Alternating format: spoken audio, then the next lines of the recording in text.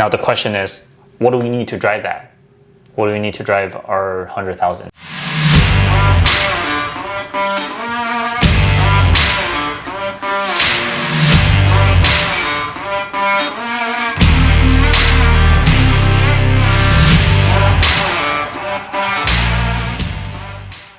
You've heard me talk about activity and result metric, right? But what input metric and output metric is really just the idea that, in order for us to get to our goals and the outputs, we have to put something in, the inputs, the activity, right? And then we're always driving something. So for example, a revenue of 100,000, right? So then the question is, what's the profit on that?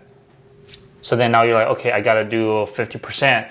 And then that's your balancing metric, right? Because you can go out and make $100,000, but then you can lose it. You can spend 120 to get it, right?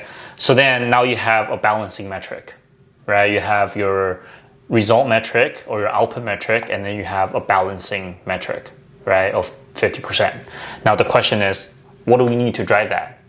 What do we need to drive our 100,000? More sales, right? So then you want to say, hey, I want additional sales, right? And then 100,000, let's say each client is $5,000, right? So then you probably need 50 of them. So then now you have a driver, right? I need the number of sales, and then I have a driver for that, right? So then now you say, okay, cool. In order for sales, I need a conversion rate, right? So for every 10 people you talk to, how many do you sell? At least 3, okay? So you have a conversion rate of 30%. That's 66 people that we have to talk to, right? So 66 people that I talk to, that's your input metric now to your additional sales to your 100,000, right? So how are you gonna find 66 people to talk to? And how many people that come to your ad, will want to talk to you? Now we need 6,600 traffic to that ad.